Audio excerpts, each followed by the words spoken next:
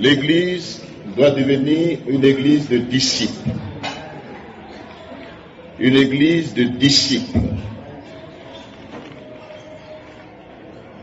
Vous nous excuserez ce matin, les cultes du soir. Le dimanche passé, je n'ai pas pu prêcher. Et j'ai remis ma prédication au mardi soir. Mais le constat, c'est que beaucoup ne viennent pas aux réunions du soir. Nous parlions du ministère miracle du Christ. Dieu est un Dieu de miracles. Et ce matin, nous bénissons le Seigneur pour le miracle opéré dans la vie de notre sœur. Les docteurs soignent, mais Dieu guérit. Alléluia. Donc, venons vers le guérisseur. Jésus est le même hier, aujourd'hui et éternellement.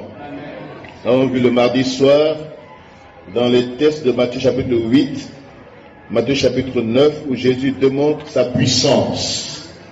Il est plus fort que la maladie. Il est plus fort que les démons. Il est plus fort que les tempêtes. Jésus-Christ est au-dessus de toute puissance. Jésus-Christ est le Dieu tout-puissant. Il n'y a pas d'impossibilité devant lui. Tout est possible à Dieu et tout est possible aussi à celui qui croit. Donc ayons la foi en lui que rien ne lui résiste. Jésus-Christ est au-dessus de toutes les situations que nous traversons. Jésus est la solution à toute situation. Donc ce matin, nous voulons encore proclamer sa victoire. Nous voulons dire qu'il nous donne le mandat, il nous donne le pouvoir, il nous confère son autorité pour que nous allions à notre tour, que nous guérissions les malades, que nous purifions les lépreux, que nous ressuscitions les morts, que nous proclamons aux captifs la délivrance. Ce matin, pour ce faire, Jésus a besoin des disciples. Des disciples. Nous lisons un premier texte dans Matthieu chapitre 28. Vous nous donnez seulement 20 minutes ou 15 minutes pour introduire le thème sur le discipolat. L'Église doit devenir une église de disciples. Jésus n'a pas dit faites des chrétiens simples ou bien des paroissiens ou bien des personnes qui suivent seulement, mais Jésus veut des disciples. Jésus nous donne cet ordre. Missionnaires, allez, prêchez la bonne nouvelle, mais en même temps faites des disciples. Matthieu chapitre 28 que nous lisons un verset.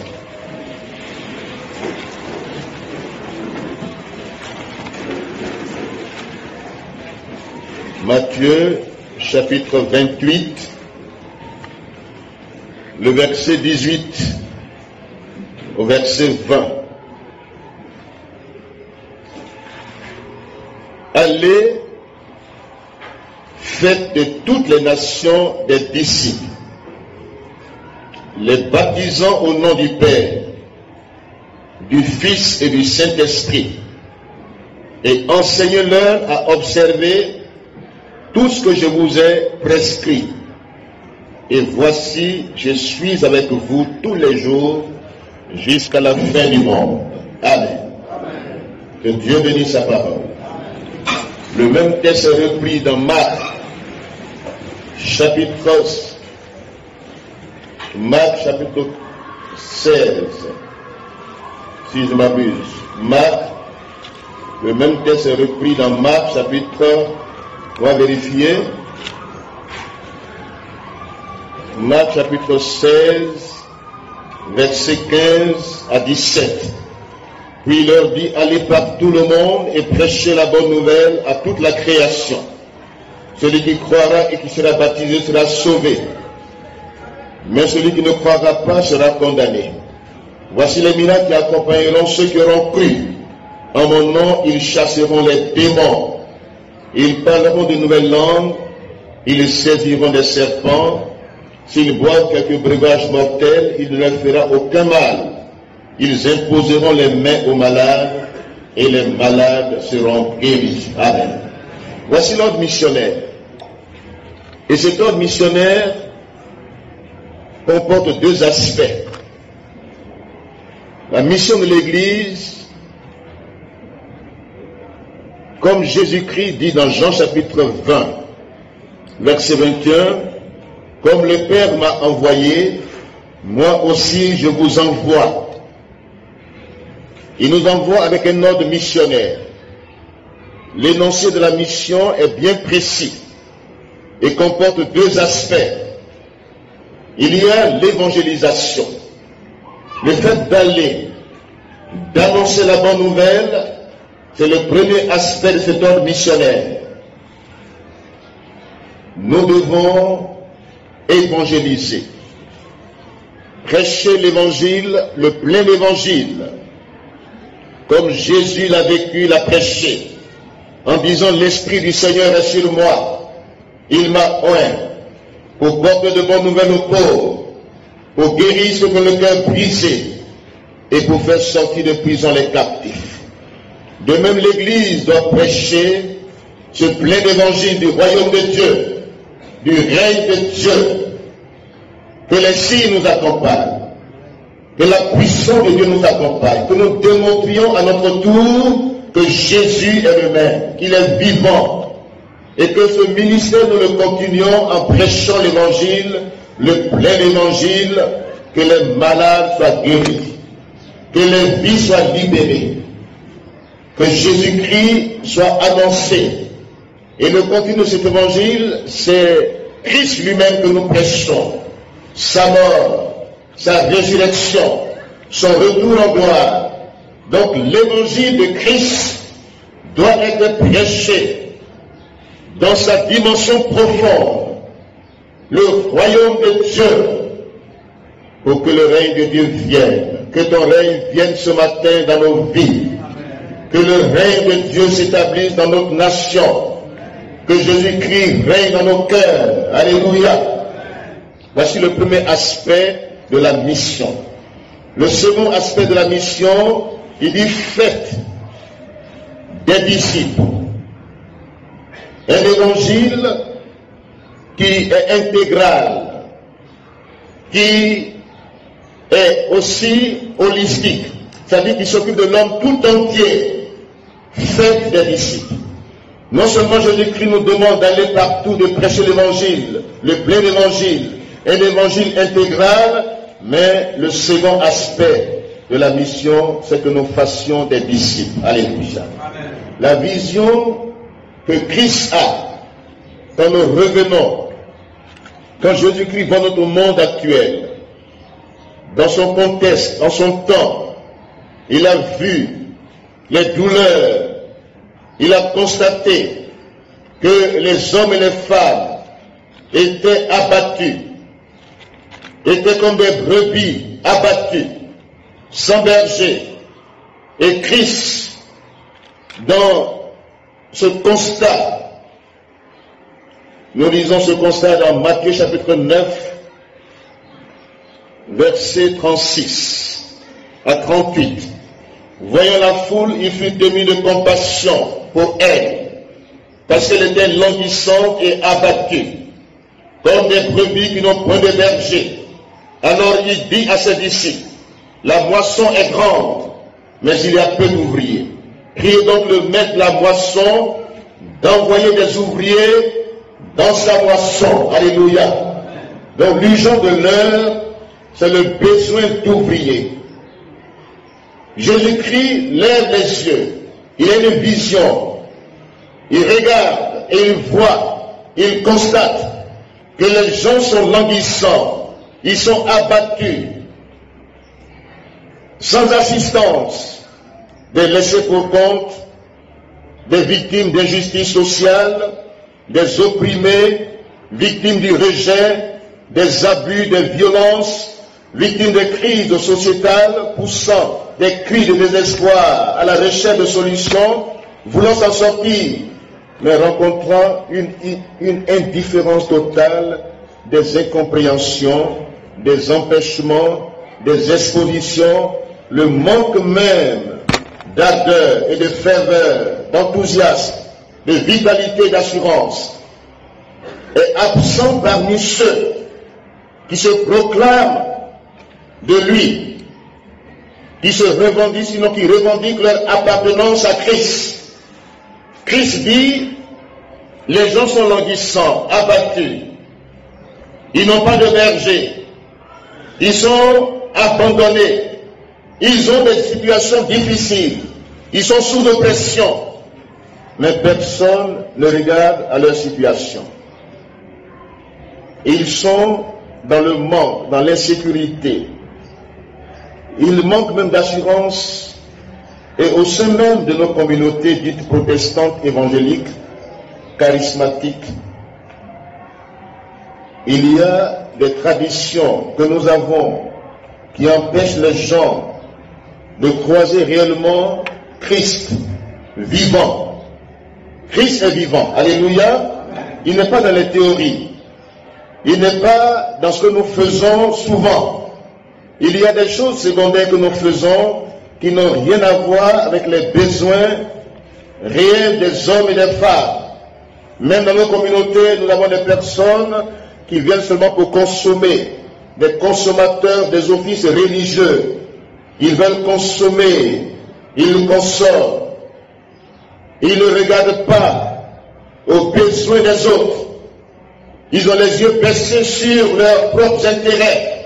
Et Christ interpelle l'Église, interpelle son peuple pour dire que cette foule languissante a besoin d'ouvriers. Amen.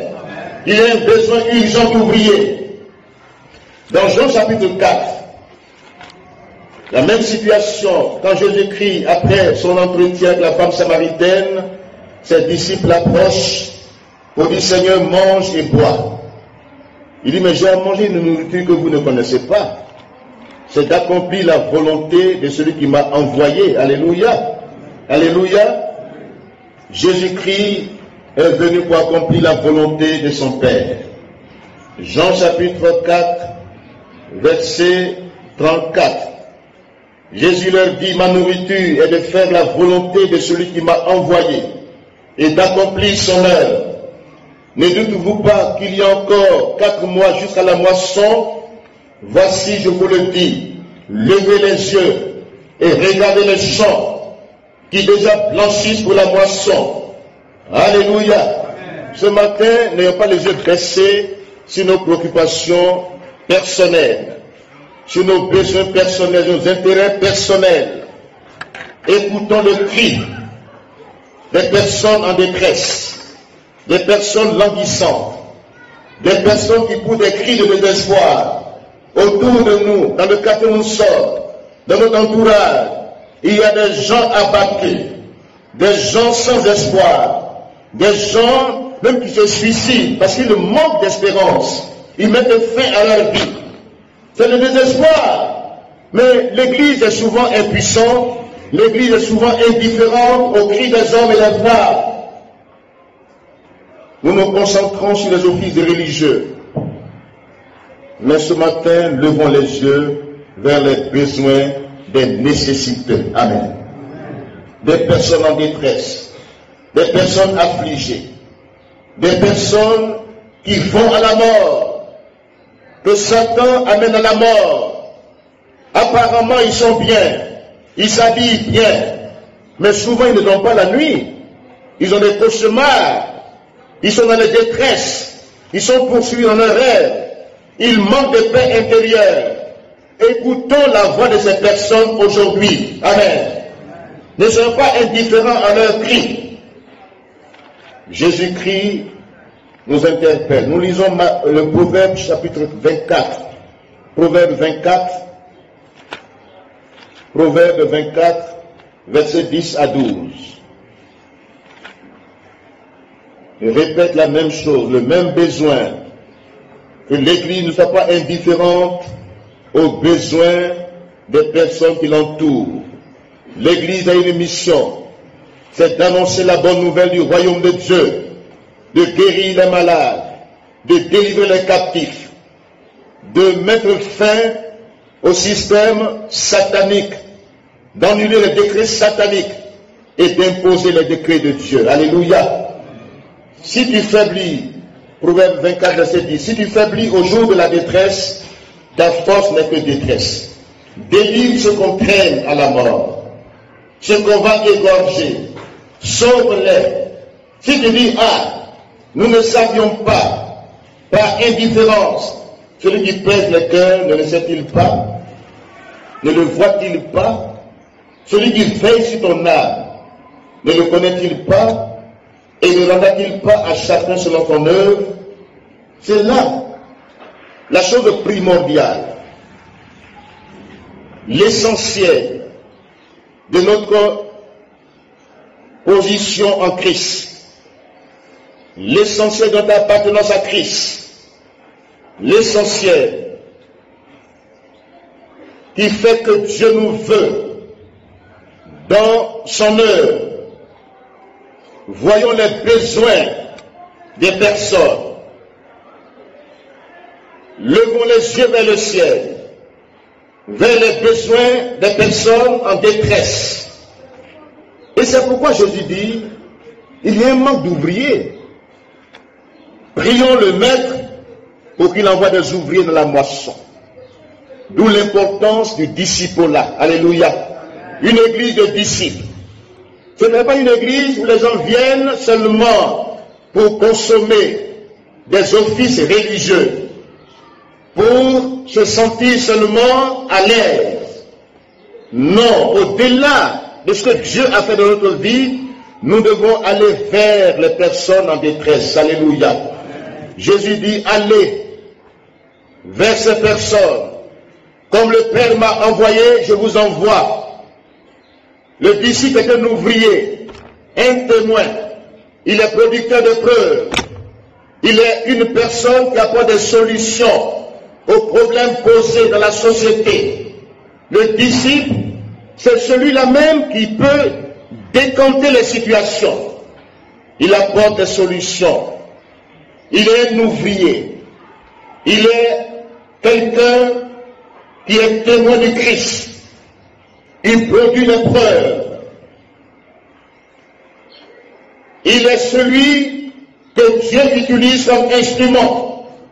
Tout chrétien doit devenir disciple de Christ. Amen.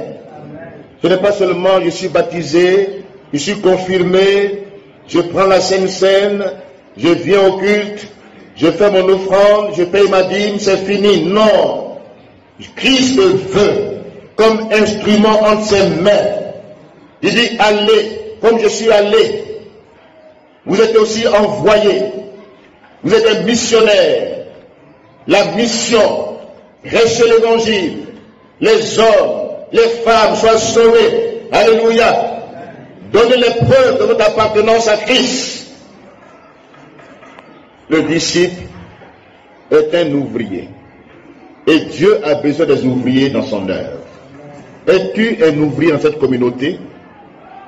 Es-tu quelqu'un qui soit témoin, qui apporte des solutions, qui décompte les situations, ou mais seulement qui fait acte de présence simple à un culte? Nous avons besoin de devenir nous tous des disciples du Seigneur Jésus-Christ. Amen. Le disciple, sa caractéristique première, c'est qu'il a expérimenté Christ. Il est né de nouveau. Amen. Il est vraiment converti. Il a de nouvelles dispositions dans son cœur. Il est une nouvelle créature. Alléluia. Les choses anciennes sont passées. Sa vie nouvelle se manifeste. Parce que c'est la vie de Christ qui est en lui. Si je vis, ce n'est plus moi qui vis, c'est Christ qui vit en moi.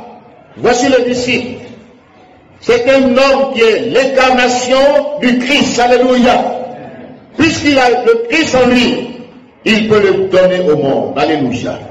Ce que j'ai, c'est ce que je donne. Que Christ habite nos cœurs réellement.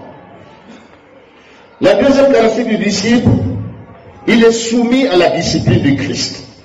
Dans le mot disciple, il y a discipline. Il est soumis aux exigences du Christ. Christ est son maître. Christ est son Seigneur. Il n'est pas seulement venu pour accompagner les autres. Comme la notion de chrétien aujourd'hui, tout le monde prétend être chrétien. Jésus n'a pas dit allez faire des chrétiens.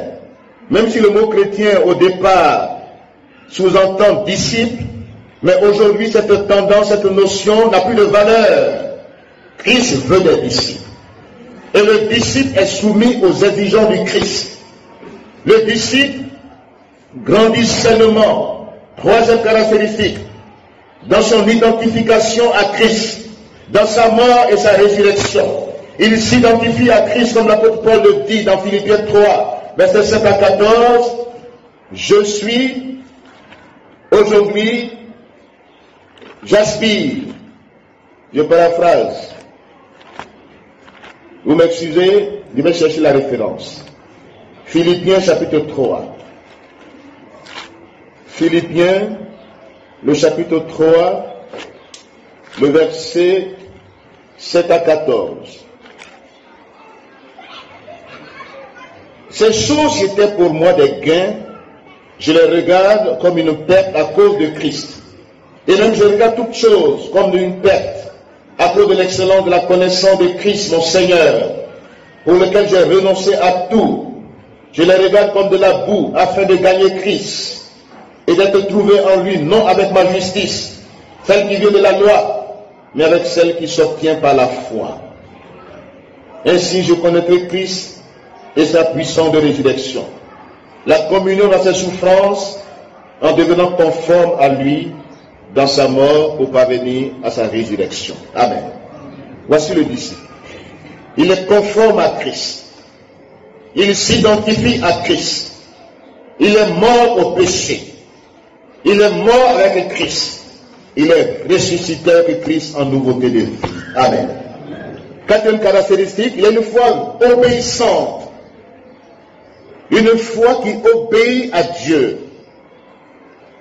Il préfère obéir à Dieu. Il craint Dieu. Il obéit à Dieu. Il fait la volonté de Dieu. Voici le disciple. Il est rempli du Saint-Esprit.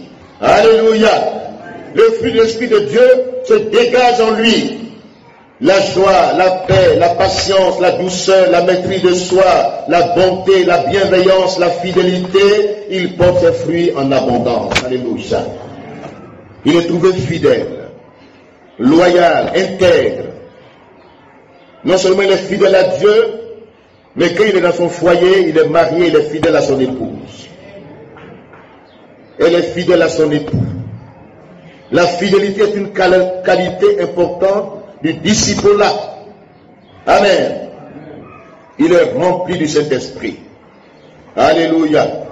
Il atteint la maturité spirituelle. Il n'est plus un enfant emporté à tout vent de doctrine, influencé par les nouveautés. Il sait en qui il a cru. Il est stable. Il est fondé. Il est enraciné en Christ. Il est mûr spirituellement. Amen. Éphésiens chapitre 4, verset 11 à 16. Galates 4. Aussi longtemps que tu demeures enfant, tu n'es pas différent d'un esclave. Et tu dépends des tuteurs, des administrateurs. Mais toi-même, aie la capacité de jugement dans ta vie. Et le discernement en toi. Sache te positionner dans le vrai. Alléluia. Le disciple, le fondement de son message, ouvrier témoin, il a un témoignage. Alléluia. C'est ça le disciple. Il ne dit pas, Dieu a fait ça pour quelqu'un. Dieu a fait ça. J'ai entendu. Dieu agit. Faire ceci ou cela. Ou bien des témoignages de transformation des autres. Mais il a son propre témoignage. Comme l'aveugle né dans Jean chapitre 9. Auquel Jean pose des questions pour dire, renie le Christ. Il dit, je sais une chose, j'étais aveugle, mais maintenant je vois. Amen. J'étais dans les ténèbres, dans l'obscurité. J'étais esclave du péché, mais Jésus m'a délivré. Alléluia. Voici le disciple, il y a un témoignage. Il y a un autrefois dans sa vie, et il y a un maintenant. Il y a un passé et un présent. Le disciple, Jésus veut des ouvriers dans la moisson. Mais pas n'importe quel ouvrier, mais des ouvriers qualifiés. Des ouvriers qui remplissent les conditions, qui ont un témoignage. Leur témoignage est fondé sur le témoignage de Christ. Alléluia. Ils ont l'autorité. Voyez-vous, l'autorité spirituelle vient quand tu te démarques. Satan n'a aucun pouvoir sur ta vie. Quand le diable vient et puis n'a rien en toi, tu peux prendre l'autorité sur lui. Mais quand il vient puis tu lui dois un péché, 2 péchés, 3 péchés, il fait commerce avec toi. Mais ce matin, il ne doit rien à Satan et aux démons. Le disciple ne doit rien à Satan et aux démons. Il a autorité sur les démons. Alléluia. Il est passé des ténèbres à la lumière, de la puissance de Satan à celle de Dieu. Alléluia. C'est pas comme les filles de Séva qui disent au nom de Jésus-Christ que Paul prêche. Satan dit, mais je sais qui est Paul, mais vous qui êtes-vous? Le diable nous connaît. Il sait qui est qui. Démarque-toi ce matin, deviens disciple. Alléluia. Et dans la qualification du disciple, il y a 2 éléments importants sur lesquels j'aimerais terminer ce matin. Le disciple collabore avec le Saint-Esprit. Amen. Il écoute la voix de Dieu. Il suit le mouvement de l'Esprit de Dieu.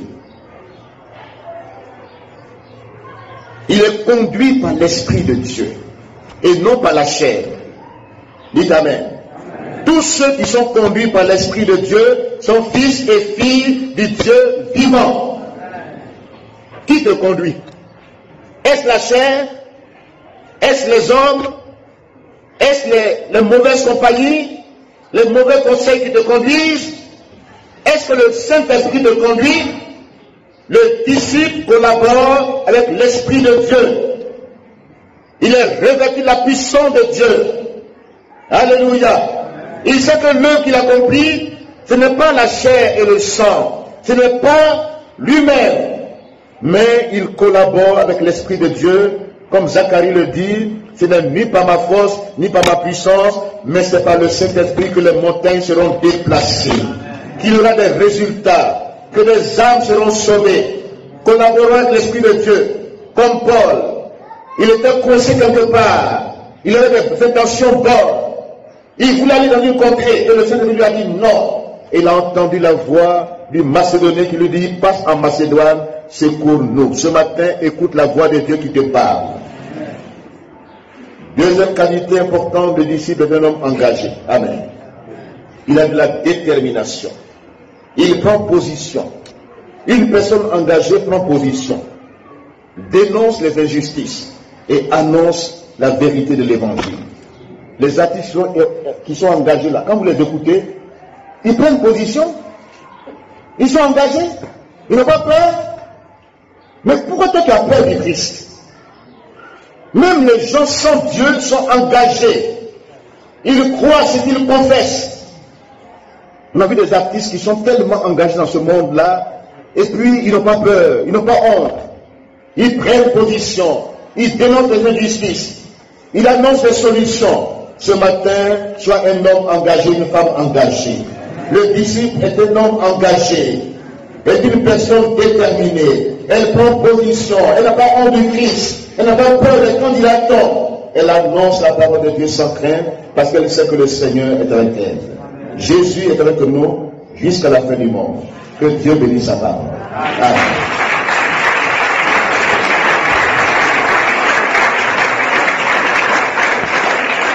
Nous allons nous tenir debout ensemble. Dieu veut des ouvriers dans sa moisson. Dieu veut des disciples. Et cette église de l'Okoyo doit être une église de disciples. Une église de disciples. Où chacun est engagé. La formation que nous donnons, les mardis soirs, les réunions du soir. Mais soyez soumis à cela. Soyez réguliers aux formations. Ils ont des cours de formation des disciples. Ce n'est pas les dimanches. Ce matin, j'ai fait un effort. J'ai là encore regardé le temps et puis ne pas prêcher ce matin. Mais Dieu m'a dit prêche. Rendez-vous mardi soir. Prions ensemble le Seigneur. Alléluia. Alléluia. Seigneur, fais de moi un disciple engagé, soumis aux exigences du Christ,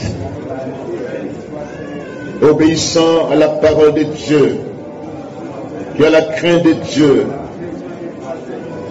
qui collabore avec l'Esprit de Dieu, qui cherche Dieu, qui écoute la voix du Saint-Esprit. Seigneur, fais de moi un disciple, engagé dans ton œuvre, obéissant à la voix de Dieu, ayant l'autorité spirituelle. Au nom de Jésus, au nom de Jésus, au nom de Jésus, fais de moi un ouvrier. La moisson est grande, mais il y a peu d'ouvriers. Dieu cherche des ouvriers. Veux-tu être cet ouvrier ce matin? Tu peux lever ton doigt pour être un ouvrier du Seigneur dans cette communauté. Et déclare-le ce matin, je suis ouvrier du Seigneur. Au nom de Jésus. Ce matin, sépare-toi, démarque-toi ce matin des mauvaises compagnies. Démarque-toi des pratiques de l'ennemi. Dis à Satan et aux démons qui n'ont rien en toi ce matin. Prends autorité ce matin, au nom de Jésus. Reçois l'autorité spirituelle ce matin. De marcher sur les serpents, sur les scorpions, et puis la puissance de Satan. Reçois l'autorité spirituelle, par ton témoignage, par ta vie, par ton engagement. Reçois l'autorité spirituelle ce matin. Reçois l'autorité au nom de Jésus. Au nom de Jésus. Au nom de Jésus. Nous prenons également autorité sur la maladie dans nos corps. Les mains ennemies, prenons autorité ce matin. Chassons les esprits de maladie qui veulent nuire à notre santé. Au nom de Jésus. Prenons autorité sur la maladie, sur les forces du mal, sur les forces de l'ébeur. Au nom de Jésus. Au nom de Jésus. Au nom de Jésus. Au nom de Jésus. Prends autorité sur la maladie, sur les mains ennemies. Au nom de Jésus. Sur les forces ténébreuses, sur les mauvais sorts, les mauvais souhaits, les mauvaises attentes, les incantations, les malédictions, révoque-les ce matin. Révoque-les ce matin. Annule ces décrets sataniques sur ton chemin. Annule les décrets sataniques. Au nom de Jésus. Au nom de Jésus. Impose les décrets de Dieu. Impose les décrets de Dieu. Refuse que Satan te promet. Refuse ce matin. Refuse que Satan met devant toi. Refuse ce matin. Refuse les propositions sataniques. Au nom de Jésus. Au nom de Jésus. Au nom de Jésus. Au nom de Jésus. Refusons les œuvres sataniques ce matin. Refusons-les ce matin. Tout ce que nous refusons sur la terre et refusons le ciel. Tout ce que nous ne permettons pas sur la terre ne pourra pas être permis au ciel. Ne permettons pas, ne nous laissons pas influencer par les mauvaises prophéties, par tout ce qui est négatif. Refusons cela ce matin. En tant que disciples, soyons positifs. Acceptons la vie. Au nom de Jésus. Au nom de Jésus. Refusons la mort dans cette communauté, la mort prématurée. Refusons-la. Refusons-la. Au nom de Jésus. Refusons la mort. Refusons la maladie. Refusons l'effort du mal. En tant que disciples, prenons autorité. Prenons autorité ce matin. Nous sommes liés sur la terre et liés dans le ciel. Nous sommes refusons la terre et refusons le ciel. Au nom de Jésus. Au nom de Jésus. Au nom de Jésus. Au nom de Jésus. Proclame sur ta vie la vie abondante. Proclame la vie du ressuscité. Dis ce matin, je ne mourrai pas. Je vivrai pour annoncer les merveilles du Seigneur. Je vivrai pour annoncer les merveilles du Seigneur. Je vis la vie abondante. Au nom de Jésus, je suis béni. Je suis béni. Je vivrai pour annoncer les merveilles du Seigneur. Au nom de Jésus-Christ, je suis guéri de toute maladie. Je suis guéri de toute maladie. Au nom de Jésus-Christ, je refuse la maladie. Je refuse la mort prématurée. Je refuse les mains ennemies. Je proclame la victoire du Christ. Je proclame la victoire du Christ. Au nom de Jésus-Christ. Au nom de Jésus-Christ. Alléluia. Alléluia. Alléluia. Ce matin, nous proclamons la victoire de Christ dans notre vie personnelle. Nous sommes des instruments entre les mains de Dieu. Nous avons l'autorité spirituelle. Nous marchons sur toute la puissance de Satan et rien ne peut nuire à notre vie. Que Dieu nous bénisse. Amen.